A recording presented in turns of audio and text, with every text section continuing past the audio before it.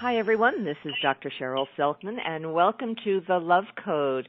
Thank you for joining me today for another opportunity to be inspired, to be transformed, to be uplifted, to be healed. And that really is the purpose of the show. It's all about accessing the power we have within us and bringing more light into our lives and into the world. And as always, I have fantastic conversations with inspiring people. I do want to make a few comments before we begin. First of all, I have a website that if you go to, which is drcherylselman.com, you will be able to access all of the archives of The Love Code and the other show that I do on Progressive Radio Network, which is What Women Must Know. So if you opt in there, I send out the archives to everybody every week. Therefore, you don't miss any of the shows. And it's Dr. Cheryl Selman, and I just like to spell my name for you because you probably won't get it right. It's Sherrill. Selman is SELLMAN. So Dr. Cheryl Selman, drcherylselman.com. So please go there, opt in, because I really want you to be able to access all of these wonderful, inspiring, uplifting, healing programs. And, of course, there's lots of other great information that you'll be able to receive from me. And in addition, if you go to my Facebook page, which is What Women Must Know, I post all my shows there as well.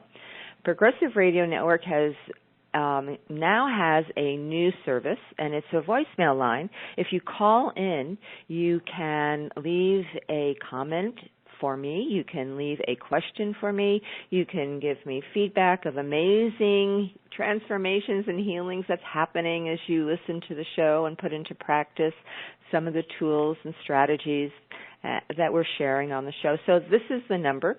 It's 862-800-6805. That's 862-800-6805. And I look forward to hearing from you. It's always nice to receive some comments from my listening audience out there. I don't get to see you, but I get to hear you. And one other brief announcement, just a little announcement of what's going to be coming. In April, I am going to be facilitating an 8-week program for women that is incorporating tools from the Love Code. We are doing a program to experience healing whatever the challenges may be, hormonally, with health issues, with relationship issues, with emotional issues. And I am coordinating this and creating this with the Tao Institute, and we're going to do an amazing 8-week program to experience the heart of healing. So I will give you more information as the program unfolds, but I just want to kind of titillate you there. So let's talk about our wonderful conversation today. I am thrilled to have as my guests Karen Newell and Eben Alexander, Dr. Eben Alexander, who are authors of the wonderful book, Living in a Mindful Universe, a neurosurgeon's journey into the heart of consciousness. I think it's been a couple of years now that I had these inspiring guests on my show, and I just was thrilled that they are able to come back and be part of the Love Code. I want to share a little bit about what this book is, Living in a Mindful Universe, and what our conversation will be about. So bear with me because it's a great introduction. In 2008, Dr. Eben Alexander's brain was severely damaged by a devastating case of bacterial meningitis, and he lapsed into a week-long coma. It was almost certainly a death sentence, but Dr. Alexander miraculously survived and brought back with him an astounding story told in his best-selling book, Proof of Heaven, a neurosurgeon's journey into the afterlife. During 7 years in coma, he was plunged into the deepest realms of consciousness and came to understand profound truths about the universe we inhabit. What he learned completely violated everything he knew about the brain, mind, and consciousness, and drove him to question some of the most fundamental assumptions of conventional science, leading to a complete flip from his former worldview. The entire scientific community is facing a similar conundrum: how to explain that consciousness is merely a byproduct of the brain when overwhelming evidence suggests otherwise, that consciousness is fundamental in the universe. And on his journey, he met Karen Newell, who, well, let me just share a little bit about both of these amazing people. So Eben Alexander was an academic surgeon for a neurosurgeon for over 25 years, including 15 years at the Brigham and Women's Hospital, Children's Hospital, and Harvard Medical School in Boston. And he has a passionate interest in physics and cosmology, and he is the author, as we said, the New York Times best-selling author, Proof of Heaven, The Map of Heaven and Living in a Mindful Universe. Karen is the co-author of Living in a Mindful Universe, and she has spent a lifetime seeking wisdom through esoteric teachings and first-hand experience exploring realms of consciousness. She empowers others by demonstrating how to connect to inner guidance, achieve inspiration, improve wellness, and develop intuition. She is the co-founder of Sacred Acoustics and co-author with Eben Alexander, Living in a Mindful Universe. These two amazing people are with us today, and we have the most incredible conversation and inspiration and healing ready for you today. So I'm so glad all of you are listening in, and it is my great pleasure to welcome Carol Newell and Dr. Eben Alexander to the show. So after that long introduction, thank you for being with me today. Oh, Cheryl, thanks so much for having us. It's great to be here. Yes, thank you so much. You know, both of you have joined as this amazing team, partners in incredible work. And I just, first of all, just want to acknowledge both of you for the passion, commitment, and service that you are giving to this time in the history of the planet and to the evolution of our consciousness. I'm very grateful for your work, and I just personally want to thank you. I know many people feel the same way. So it's just such an honor to have you both with me on the show and able to have this conversation, which will inspire and uplift so many people around the world. So I just want to thank you for the wonderful work you're doing. Well, thank you very much, and it's truly our pleasure to be here, and it's a real honor to be speaking with you this morning and sharing all this. Yes, I agree, absolutely. Thank you. My pleasure. So let's start with you, Eben, because for people who haven't really heard your story, and I gave them a little brief taste of it, but it's such an inspirational story. It's almost unbelievable, to be honest. You know, for most people hearing it, it's like, wow, is he making this up? But you can't. Well, that's a very good point. And of course, that's part of the problem, is people in our culture, we're so kind of numb to things that when miracles occur, we often tend to dismiss them out of our kind of cultural blasé. And that's why it's so important. And I would say the medical community and scientific community have certainly risen up to understand the miraculous nature of my healing. And this does happen fairly commonly in near-death experiences, that we have healing that goes beyond the bounds of any kind of Western medical explanation. But I think that's why my case garners such attention in the scientific community and in the world at large. And just briefly to summarize why that is the case, important to point out that it was in November 2008 that I very rapidly, over 3 hours or so, went deep into coma on the morning of November 10th, and I was in coma for a week. It was a coma caused by a very diffuse and aggressive form of bacterial meningoencephalitis.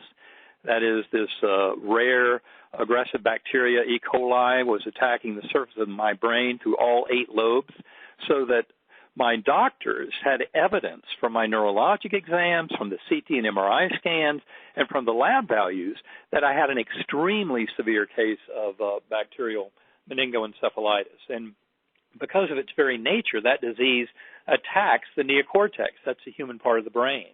And that's why my experience is so impossible to explain from our conventional kind of neuroscientific idea that the brain creates consciousness and that the neocortex, which is the most recently evolved part of the brain, part that truly makes us human, is absolutely essential for any kind of conscious experience. And yet the gigantic mystery to me on my journey was, as my neocortex was being very effectively dismantled by this aggressive infection, my conscious awareness actually expanded tremendously. And that was the deep mystery, is how was it, as a card-toting conventional neuroscientist who believes the physical world is all that exists and the brain must therefore create consciousness, how could I possibly explain this? Because what really happened to me was, as my brain was taken out of the way, especially the human part of the brain, my actual phenomenal experience and awareness expanded greatly. That is inexplicable based on our conventional kind of scientific worldview, and that's where I got deeply into exploring all of this. Now, important to point out for your audience that one of the atypical features of my near-death experience, that of course is fully reported in Proof of Heaven, is that I was amnesic. I had no memories. I had no words or language, no knowledge of Earth or humans. Nothing remained of what had been Eben Alexander's life experience when I was in this deep coma. And it turns out that empty slate, or tabula rasa, was a very important setting for lessons that I would only uncover in the months and years after the coma. But I had to pay that tremendous price of complete amnesia to start it all out. And when I actually awoke from the 7-day coma on a Sunday morning in November 2008, all I knew was where I'd just been. I did not even recognize loved ones at the bedside, like my mother, my sisters, my sons. So that was a deep mystery. And, of course, memory came back to me rapidly. Words and language returned literally over hours and days. Childhood memories over a few weeks. In fact, all of my semantic knowledge, knowledge of physics, chemistry, biology, cosmology, neuroscience, every bit of that and more came back by about 8 weeks post-coma. And that part was a gigantic mystery. And we go into great detail in our book, Living in a Mindful Universe, how one of the most powerful pieces of evidence that, these spiritual realms are real and that consciousness is fundamental has to do with the fact that memory is not even stored in the physical brain. That's something that neurosurgeons have suspected for a long time, based on the fact that all of our neurosurgical resections over the last 100 years have never led to a pattern of a long-term memory loss. Although it's clear that if you interfere with the medial temporal lobes, you can damage the ability to convert short-term to long-term memory. But the point is, the journey showed me that everything that I thought I knew about the brain and mind and consciousness was false. And then when I started studying other phenomena of non-local consciousness, along with hundreds of scientists around the world, I came to realize our entire model of materialism is completely false. And that's where the neuroscience of consciousness is now leading us into profound new territory about the nature of reality. And that is what the book Living in a Mindful Universe is all about. And the good news for humanity is that it's about a binding together of science and spirituality. Neither one can get out of the current morass without the other. And this synthesis of science and spirituality is exactly what Karen and I are trying to help bring to this world through Living in a Mindful Universe and through all of our presentations and meditation workshops. So it's important for people to understand, as part of your story, that you were not supposed to live. I believe, I don't know why, the statistic sticks in my mind from our conversation, over a year and a half or two ago, that you had 1% chance of surviving. Is that right? Exactly. Well, my doctors, when I first got to the hospital and they found out I had an E. coli meningitis, they predicted I had a 10% chance of living through the disease. By the end of a week in coma on a ventilator, without showing any signs of neurologic improvement, they dropped that assessment down to 1% to 2% chance of survival. But the worst news for my family was they said there was no chance of recovery. And that's when you review the medical record, and anybody who wants to review a case report of that medical record can now do so. Because in September of 2018, three independent physicians who were not involved in my care wrote a 4-page case report summary of my illness. It's reported in the Journal of Nervous and Mental Diseases, and anyone can access that case report for free by going to ebenalexander.com and looking at the blog posting I did about a month or so ago on how the facts validated my experience. And that blog posting goes into great detail about that article and also has a link directly to the article. But the key things they made apparent in that article, and remember, these are this is a peer-reviewed medical article by people not involved in my case who were objectively reviewing it all, is they first of all note how extraordinary it was that I would have any experience given the damage to my neocortex. They also remark on how unusual any kind of survival and recovery would be in this setting, but they even go further than that, which I thought was a very brave and insightful move, because in that case report they actually surmised that it's possible that my extraordinary miraculous recovery was due to the spiritual content of the near-death experience. And that is a critical concept for all of us, because every bit of what we're talking about here is healing, becoming whole, becoming more of the higher, the kind of the dream of the higher soul that we came here to be. And that's why challenges in life like illness and injury should be looked at more as stepping stones, a pathway towards growth and understanding and becoming more of the higher soul that we came to this world to be. And near-death experiences are kind of the ultimate expression of that in terms of miraculous healing happening, because that was the destiny of the soul journey for that particular soul. Well, I want to talk about that, but I first of all just want everyone to understand that with such extensive damage to your brain, not only were you not supposed to survive, they reduced the chances to 1-2%, but they predicted if you did, you'd be totally brain damaged and would be in a coma and not, be a vegetable basically. And here right, you are. And that's go ahead. That's why they were recommending stopping the antibiotics. My doctors held a conference that seventh day of coma, told my family about those dim prognostic expectations, and recommended stopping the antibiotics. And it was a few hours after that I started coming back to this world. But, of course, when I did, it was very frightening because my brain was wrecked. As I said, I didn't recognize loved ones. I had almost no language. I was just a complete wreck. But that all very rapidly improved over days. Yeah, so one of my questions is, what is the impact of this validated experience in this report written up, you said, by 4 independent physicians, having on your profession, having on the medical profession in general, the scientific profession? Is this creating ripple effects of people really thinking more deeply about the nature of reality and how we treat people? Do you see an impact there's a greater purpose why all this has happened to you, no doubt. We know that.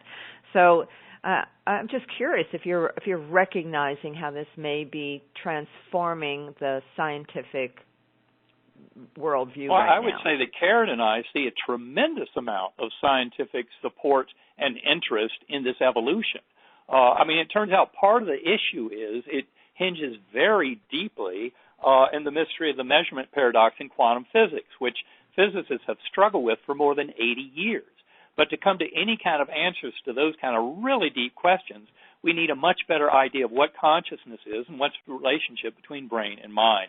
That's why this is also exciting, and I would say absolutely what Karen and I see in our journeys around the world, and I would say it's probably even a little more apparent in Europe than it is in the United States, but the scientific community is rising up tremendously to embrace this kind of incredible challenge and gift of the understanding of consciousness and the mind-brain relationship in terms of answering some of the deepest questions humanity has ever asked. So, yes, there is a tremendous awakening going on now, and the media and the lay press are completely clueless on this. They really don't have a notion of what many in the scientific community recognize is a revolution that will make the Copernican revolution look like small potatoes by comparison. So, gosh, I have millions of questions, but I want to go back to your evolution. So you, before this event happened, you were pretty much an atheist? How would you define yourself? Well, I would not say. I'd say I was agnostic. I was agnostic. I had spent most of my life wanting to believe in an afterlife, wanting to believe all those teachings in my Methodist church growing up in North Carolina. But the more I spent decades in neurosurgery, the more I was mystified how any kind of conscious awareness could survive the death of the brain and body. And that's why this journey was such a gift. And as we explain in Living in a Mindful Universe, there are very real models of understanding relationship of brain and mind and nature of consciousness and reality. And in our chapter 5 in that book, The Primordial Mind Hypothesis, we string them all together in great detail and talk about how this can work and how the modern scientific community can rise above all this with some kind of understanding. But it does involve putting consciousness as fundamental.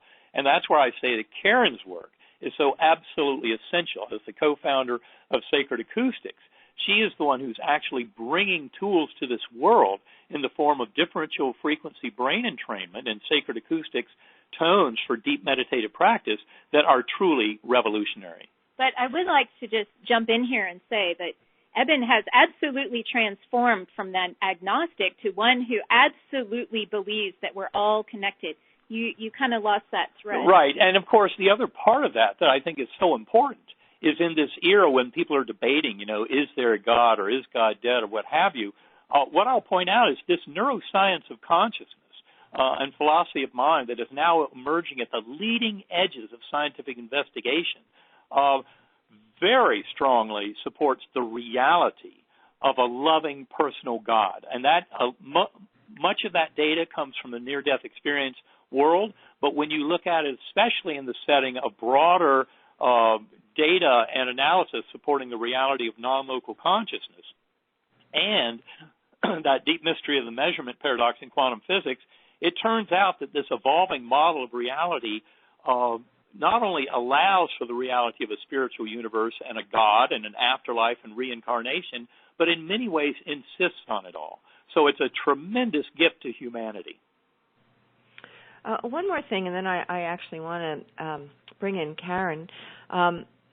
Eben, when you had that profound transformation of consciousness, when you tapped into another dimension of reality, what was the most profound learning and message you brought back from that experience that transformed you and is part of this greater work of transformation that you are now involved with? Well, I'd say the most profound piece of reality that emerges from it all is that the universe is conscious and that every sentient being has, in essence, a one-to-one relationship with that infinitely creative force for the entire universe. We are co-creators with that God force, and in many ways should not be looked at as separate, even though, of course, our little ego and the little petty concerns of the ego have nothing to do with that higher soul and that primordial mind and that kind of richer version of consciousness. And it's all about a heart consciousness. That is something else.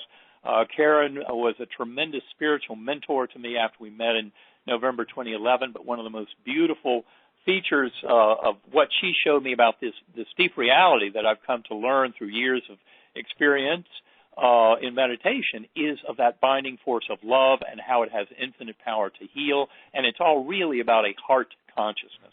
Karen was my main mentor along all of those lines. Yeah, so inspiring. And so, Karen, tell us, you have been on a profound spiritual journey for many, many decades, I would guess to say, correct? or yes. Lifetimes, for sure. Yes. What is it that how do you define your mission right now in this lifetime? My mission is to teach people that they are integrally connected to that binding force of love. We are actually made from that love. And when I first met Eben, he would talk about this amazing love force that he felt on the other side during his spiritual experience. And other people who've had these kind of experiences talk about it too. And most of them, when they talk about this love, they say it's so powerful that it only can really be in its full power on the other side, in the spiritual realms. And I have been driven to learn for myself how to bring that love here and now to our world. We talk about this love. People say, there's the Beatles song, the Beatles songs that talk about love and love is everything and, oh, we're all formed by love. People say these words all the time. But when you look around the world, I'm not sure that anyone would agree that we're actually using these principles to run our society. And I think this is really missing. And what I really feel is, and I discovered this for myself, is that each of us can act as sort of grounders of this love. And the way we do that is we start to learn how to generate feelings of gratitude, feelings of appreciation and love. It's so easy to think of things that we're grateful for and to ponder and wonder in our minds what we're grateful for. But when it came down to actually feeling the gratitude, cultivating it intentionally, I didn't know how to do that, and I was not aware how to do that. And over time, I figured it out, and it really starts with imagining things that you're grateful for. And so my mission really, along with Eben's, is to teach people, while the scientific community is catching up and the, policies and procedures that governments and societies make to put us all, in groups together, we all as individuals can start to do this ourselves. We don't need to wait for science to catch up with us. And HeartMath Institute is a beautiful scientific resource. They're a research organization in California. They've been studying the heart for decades. And what they found is the heart is actually in many ways more powerful than the brains. They each have an electromagnetic field, but the heart's electromagnetic field, the magnetic part is 5,000 times bigger than the brains, and the electric part is 60 times greater than the brains. This is a huge magnetic field, and what they found is that we can actually manage the size of that field. It expands and contracts around our bodies based on our emotional state, and so we can manage that by learning how to manage our emotions. What they found is that people who generate feelings of gratitude and what they call coherence, which is basically just that feeling of gratitude and calmness, that you can actually affect the people around you. And so I liken this to it's kind of like the golden rule, how you treat others, how you would treat yourself. Well, this is like the ultimate golden rule. As each of us develops that feeling of love inside, we're influencing the people around us without having to say a word in very positive ways. And so this, I believe, is an imperative for each human on the planet to take some time to develop this ability to feel love from within. Now, when people start to do this, what they find is as they get more aligned with their inner world, their outer world starts to just get its act together. Everything starts to align without them even kind of trying. It's all about the internal world. The external world is a reflection of that internal world. And I love how your other show is called What Women Want, because I liken this to a masculine-feminine balance. Not necessarily men and women, but that masculine-feminine energy. And masculine energy is very external. And that materialist science that only believes in what we can see with or sense with our five physical senses, that's a very masculine way of viewing the world. It's very external. But when you start to pay attention to your internal world, this is a feminine approach to life. And what we really need is the balance of, yes, the external world is important, but that internal world is ever so important, and it's been kind of diminished over time as being important. And so this really is my mission, is to teach people how to do this. And it's so important because the world that we live in is filled with suffering. People, more than ever before, and especially in our culture, if we just stay in our culture, which even though our culture is perceived as so advanced, but there's so much suffering. We have so many chronic illnesses. We have so much depression, anxiety, just mental anguish. People are devoid of purpose in their lives. They're working in jobs for the money, but sacrificing their lives. I mean, we are kind of heading towards a dead end in terms of understanding who we are. Or maybe those experiences, when people understand it from your point of view and what you're teaching, they create the intensity and the tension that ultimately allows them to open up and look in other ways at who they are and why they're here, and how to heal, and how to find and reconnect with that gratitude and joy and love.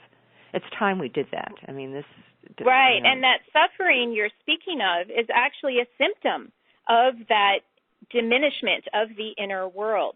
You know, we grow up when we're told, don't cry, you know, it's not good to show your emotions in public, just be strong, you know, and even doctors have to do that when they tell patients, you know, or families that their patient has died, that their loved one has passed on. They have to really harden up those emotions. And so we've all learned how to kind of ignore them. And as you ignore them, you end up suppressing them.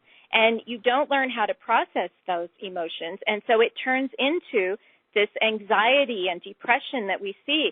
And we run into people who, people have told me that anxiety in children especially has increased, I don't know the exact percentage, but overwhelmingly in the last 10 to 20 years.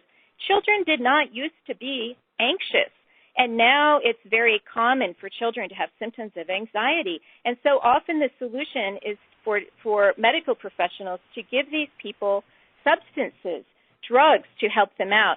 And one thing that we offer is Sacred Acoustics, the company I co-founded, creates a certain kind of sound that's basically brainwave entrainment to help the brain move away from that thinking state into more of a calmer, kind of relaxed state. And these sounds are what helped me quiet the mind when I first started to learn how to meditate. But what we found is that these sounds have actually been able to help people with the exact issues you're discussing. I know when I first started listening to them, very often I would get emotional as I listened. And I learned that when my emotions would come up during these sound listening sessions, that they were really just triggering something that was already inside of me. And so when it was triggered, it gave me an opportunity to feel the emotion, feel how it felt. I didn't necessarily have to put a story to it, or that often is what we do, you know, the reasons why we feel certain ways. But that's less important than actually allowing yourself to feel and releasing these emotions. And so we were very blessed to have Dr. Anna Yusum, a psychiatrist in New York, who wrote a book called Fulfilled, which Eben actually wrote the foreword for. But she actually last year did a pilot study using our Sacred Acoustics tones, and she found that people reduced anxiety by 25% after only a minimum of 2 weeks of regular listening. That is absolutely a remarkable thing, that all you have to do is listen to these sounds and follow a few protocols, and you will start to have your anxiety reduced. And so we're very hopeful that this will help people in ways that substances that often have, you know, addictive effects or discomforting side effects, that this will really start to make a dent into people's mental health. That article is with a medical journal right now in the peer reviewing process. But once it is published, I'll be posting that on my website, sacredacoustics.com. And it really is just a matter of people taking a little bit of time each day to focus on their inner world, to learn how to get quiet inside, to release stored emotional baggage that we've had in there forever. And Eben is aching to jump in here. Yeah, there was just one thing I wanted to add to this conversation, and it kind of expands on the point you were making earlier about some of the major problems in our society. And that is, one general indicator of the health of a society is how long people live. And, of course, for the last century or so, we've seen what are called actuarial survival curves in our culture, leading to longer and longer lifespans, and that's a sign of health. Well, it turns out that for the first time since World War I, a century ago, for the last 3 years, we've actually had a suppression of those actuarial survival curves. We're going backwards. We're living a shorter length of time, and that's not because of cancer and heart disease and the usual suspects. It's actually from two major effects that I think are linked to this conversation. One is the opioid crisis. For example, 72,000 people died of opioid overdoses in the year 2017. The other is a major ramp up in suicide. Suicide in our culture increased 26% from 1999 till about the year 2016. And these two effects, suicide and opioid crisis and accidental overdose, has been strong enough that it actually is lowering our longevity for how long people live in the United States. And that's a very bad sign. We talk about these things in Living in a Mindful Universe, especially about that opioid epidemic and the suicide crisis, because we believe that those are very important symptoms, and we think that by and large they have to do with kind of the failures of our culture to support true spirituality. And when I talk about spirituality, it's not religion, although religion can give people a deep sense of spirituality, but unfortunately, many of our orthodox religious teachings lead to conflict and actually lead away from spirituality. I would say the two main ingredients of spirituality, which we try to strengthen through our workshops and our books and all of our teachings, are the quality of sharing one mind. That is really where so much of the evidence from the scientific study of consciousness is going, is that we're really sharing that one primordial consciousness, and the brain is more of a filter reducing valve that limits that consciousness, and that's the part we can expand on in meditation. And the other part of spirituality is a sense of meaning or purpose in our existence. And I think when those two features of spirituality are dramatically missing in a society, that's where we start running into that kind of tremendous trouble with suicide, hopelessness, despair, kind of maluse of medications in our attempts to control and modulate those illnesses, and really getting into deep trouble. And the sounds, the sacred acoustics, are very powerful. I don't have time to go into great detail, but for your listeners, I would just point out that most of the sounds that we've ever heard, and that includes all the chants and the anthems and hymns that people might have used to get into deep transcendental conscious states, those sounds are processed mainly in the very recently evolved neocortex, in the acoustic cortex of the temporal lobes. Whereas the sounds of sacred acoustics, which use a kind of proprietary blend of monaural and binaural beats, actually have their main impact in the lower brainstem, in a circuit that arose more than 300 million years ago. And from my point of view, as we explained in Living in a Mindful Universe, this is one of the reasons that sacred acoustics is so powerful at engendering very deep transcendental states of conscious awareness.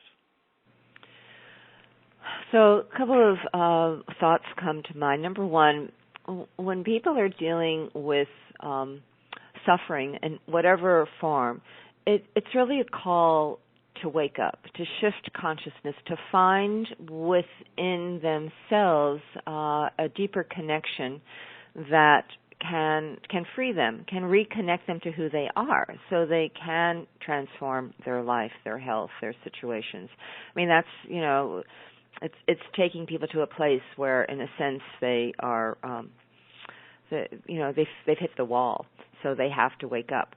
And the tools that you are talking about, that you've created, are tools that are just beautiful tools that can facilitate this healing, this awakening to who we are. We've been asleep. If you're in pain and suffering and in situations that are causing you distress, you've been asleep.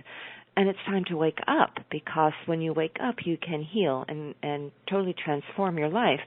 So what you're creating is, in a sense, a shortcut to help people reconnect.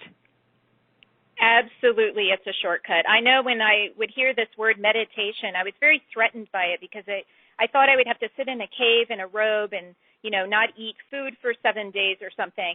And meditation just had that connotation for me of some kind of ascetic lifestyle. And so when I would try to do it, it was so challenging to just quiet the mind, and I thought it was a waste of time. I told myself I'm just not capable of doing this. But it was certain types of sound that really started to help to quiet the brain. And it's so fascinating that if you're a monk in Tibet, you have to practice for 10,000 hours before you're considered an expert. I think that's true if you're a piano player or, as any other kind of skill like that requires practice. But 10,000 hours, how many of us in the Western world with jobs and children and busy lives have time to devote to that? Not many of us do. And so I was thrilled when certain sounds provided this very useful shortcut. Now, shortcuts are shortcuts, so you have to be mindful of that. That monks would listen to these types of sounds and say that they could get to these states much easier. And so it really is a useful. We call them training wheels because they're also not necessary for long term. They can be used for short term. Now, Eben listens to them constantly, almost every day, for a couple hours in the afternoon because he finds such benefits from going within and continuing that connection with the spiritual realm. But for me, it was really just about how to live my life here, how to find my purpose. I was dying to know my purpose, and I wanted to know so badly. And as I started listening to the sounds, I started to get more and more relaxed. I started to care less about what my purpose was and to become just more aligned with that inner vibration that I started to become more identified with. And then, lo and behold, my purpose became clear. And this is where really finding that space inside to figure out who you truly are, not just your job and your roles and your family and all of that, but who that essence is from within. We all can tap into that. It's our birthright. And you mentioned, a lot of how hardships and struggles are often the catalyst for doing something like this. I would say that the hardships and struggles are indication that something in the internal world is out of balance. And those struggles are always engines for growth. Anytime you have a problem in your life, there are opportunities to grow, to change, to evolve beyond the problem. And so any kind of hardships can be seen as really engines for our spiritual growth. And as you say, it's the beginning of awakening to that deeper sense of who we are. Did these sounds come to you, Karen?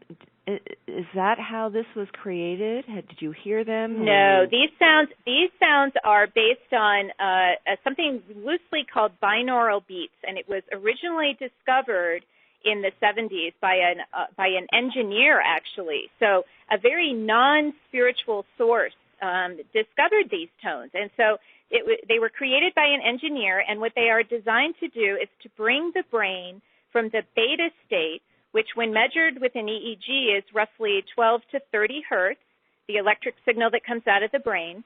But what we want to do is lower that down to, say, around 4 to 7 hertz, which is the theta range. This is the range that meditators get into. Around 4 hertz is that border between awake and asleep, the hypnagogic state. We're all in that state as we're falling asleep at night. It's when we can our body starts to get relaxed, but our mind is still aware. This is where the magic can start to happen. And so I discovered these kind of binaural beats for myself, and along the way I met someone named Kevin Cossey, who was also just starting out, but he is an engineer, and he told me he wanted to make his own sound. He is quite an inventive engineer up in New York City, and we embarked on a partnership together to start creating these kinds of binaural beat sorts of sounds. Well, the first thing we did was analyze what other people had done, and we took it all apart and analyzed how it was done, and then we put it back together in ways that we thought made it more powerful for our own personal journeys. And it did. We call ours neural helix, which is a combination of binaural beats and monaural beats. And when we met Eben in November 2011, we invited him to listen to our sound.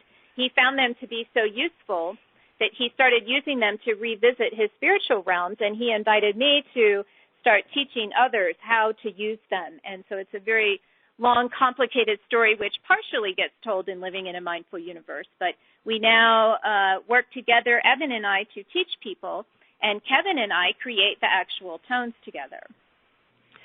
So when people go to the website Sacred Acoustics, and I encourage everyone to go and visit Sacred Acoustics, where you have more information and people can download these different CDs, or I guess are they CDs or are they just downloadable? They're available in CD and downloadable MP3 format. A lot of people will say that MP3 is not high enough quality, and we provide them at the highest quality possible and encourage people to keep them at that higher quality to have the highest effectiveness.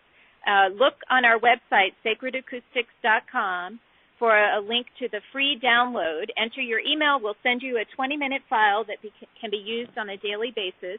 There's also another link called Training Series, and this is where I've recorded a bunch of videos, all completely free, teaching people how to use these recordings. Even with the free download, you don't necessarily have to buy anything, but all the different options that are offered just have different flavors, different frequency sets. There's also something available on EbenAlexander.com, a course that Eben and I created based on the book Living in a Mindful Universe, called Your 33-Day Journey into the Heart of Consciousness. And you put your email in there, and we send you an email each day. We include more Sacred Acoustics recordings with that course, and also that's all free. And people from around the world take this course, and they leave comments for each other. It's a beautiful community that's developing there at Eben Alexander's site as well.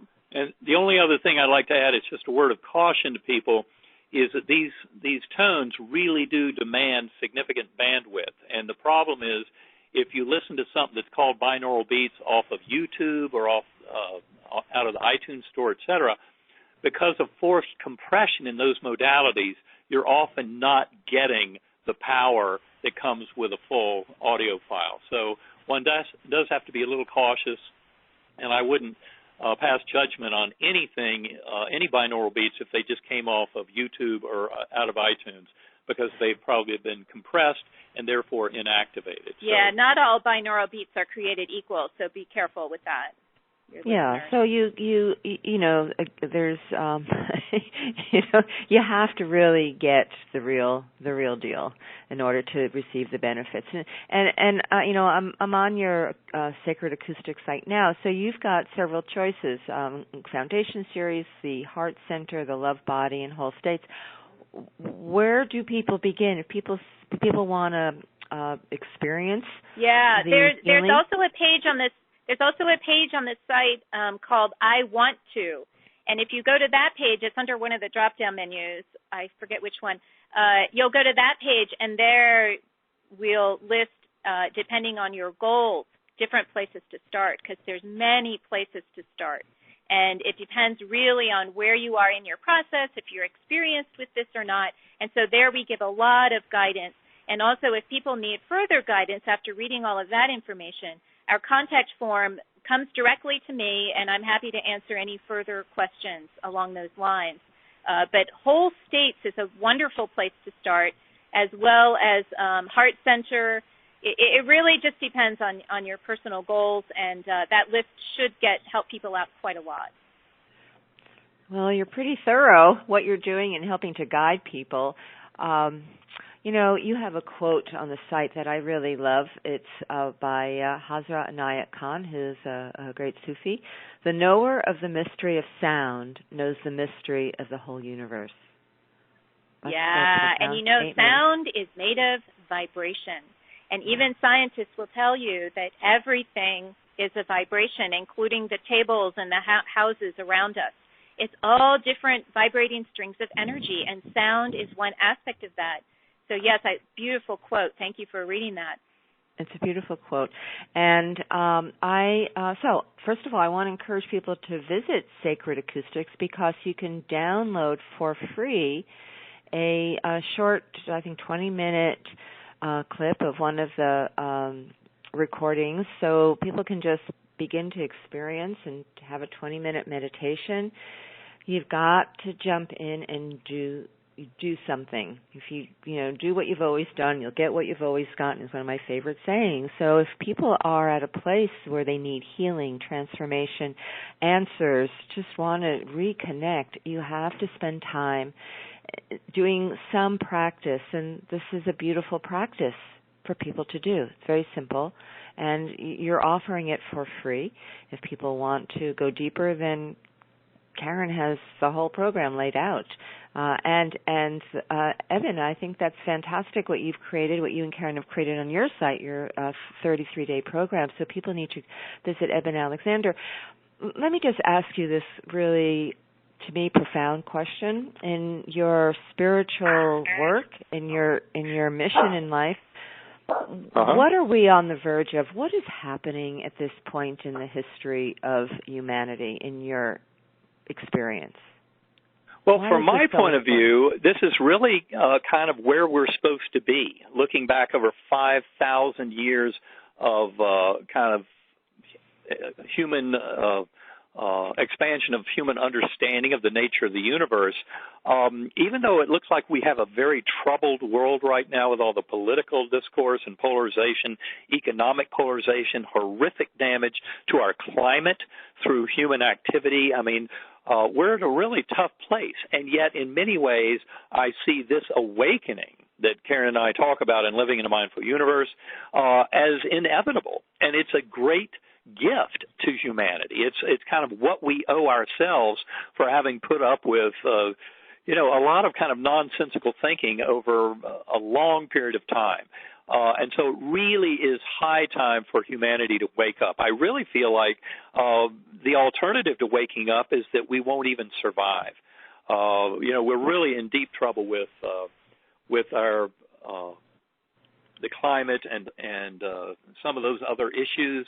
And this awakening puts people much more in touch with their higher soul, connected with each other, connected with all life, not just on Earth, but sentient life throughout the cosmos. And it's a much more natural kind of flow state of creativity because we're all bound together through love. And the more we can bring compassion, forgiveness, mercy, acceptance, and just unconditional love into our dealings with self and with others, the more this world can wake up and we can truly manifest the world of the dreams of our highest soul. So I'm very optimistic about this. In fact, Living in a Mindful Universe is the attempt by Karen and myself to portray a philosophical position of metaphysical or what's called ontological idealism, but that is the idea that mind is completely ruling in this world. And the more we can come to realize that and that we can truly manifest the free will of our higher soul, this world will become a far grander place. More peace, harmony, and just really all of us getting along. It's high time. It's definitely high time. Karen, is there any words of wisdom you want to share with us before we Well, I'd just like to remind people. Yeah, I'd like to remind people that each and every one of us as a human has a heart beating inside of our bodies, and this heart is an amazing tool. I encourage people to review the work of HeartMath Institute to realize that this tool is influencing people around you, whether you realize it or not. And so having the ability to manage that electromagnetic field of the heart is really a bonus to the person who's paying attention to it and to the people around them. Absolutely imperative for us to understand how that heart really works. So this is such a beautiful conversation. I want to thank both of you, for your passion and for your work, for helping us to reconnect to our souls, to understand that we are on a verge of a great awakening, and there are these wonderful gifts that are coming forth, such as the work from Sacred Acoustics, that allow us to shift the frequency, to access and align with who we really are, change our frequency, change our field, so to speak. So I do invite people to go and visit Sacred Acoustics.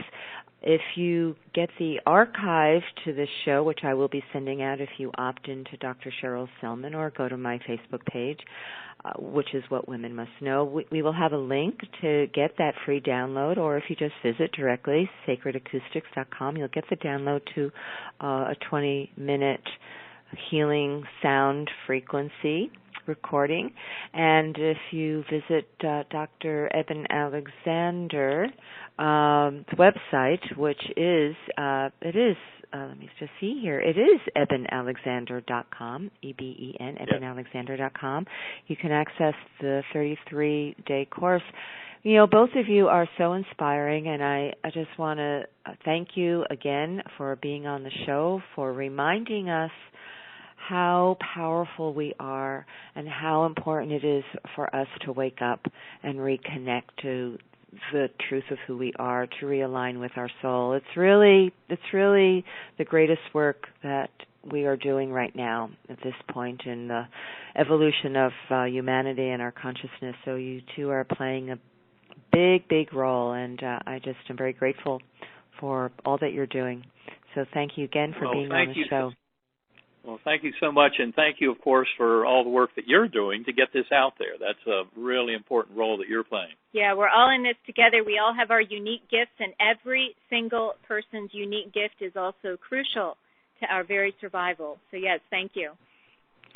And that's why it's wonderful doing this show, because I get to have inspirational people like yourselves on, inspiring me, and as my audience grows around the world, we're all doing our part in remembering who we are and why we're here.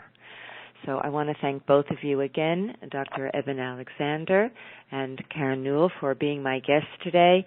And pick up a copy of Living in a Mindful Universe. It's an inspiring book, and will totally change your whole perception of reality and what's going on here and who you are. So until next time, thank you all for joining me. You've been listening to The Love Code. This is Dr. Cheryl Selman. We're here every Saturday at 11 a.m. Eastern Time. And also join me on What Women Must Know every Thursday at 4 p.m. Eastern Time. So until next time, love, peace, and harmony to all of you. Bye for now.